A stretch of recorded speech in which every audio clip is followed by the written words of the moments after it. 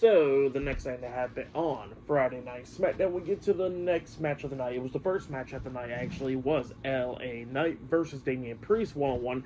In this match, it was pretty good. Both of these guys was beating the hell out of each other, going back and forth and everything. We see a couple near falls. Like at one point, Damian Priest hits the Razor's Edge onto LA Knight.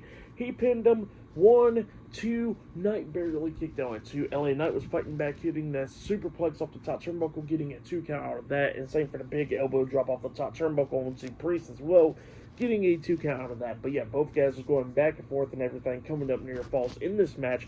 They go outside of the ring, going at it and everything, but then Priest throws LA Knight into the ring, and then all of a sudden Solo Sikoa comes up over there, attacking Damian Priest, and leads to disqualification. So I think Damian Priest defeated LA Knight by disqualification or in a no contest. So yeah, we see Solo beating down Priest, but then it became 2-on-1, and then LA Knight and Damian Priest starts beating the hell out of Solo, and then we see Solo laid out, and then Priest decides to go ahead and try to put Solo through the announce table, so he grabs him by the throat, about to chokeslam through the announce table, but then out comes the United States Champion, Jacob Fatu. He runs over there, hitting a suicide dive onto Priest, taking him out.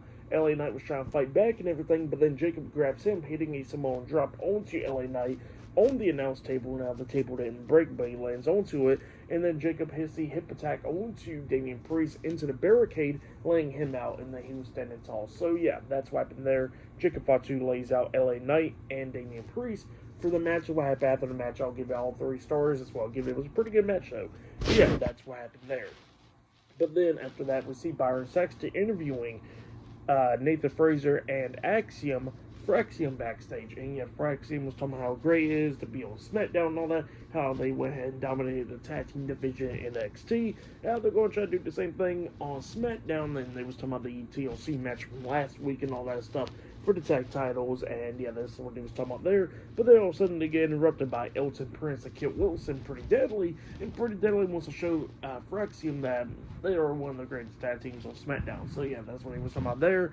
And yeah, up next they got a match, Fraxium versus Pretty Deadly, up next in the tag team match. So yeah, that match is up next, and yeah, I'll see you guys later. Till then.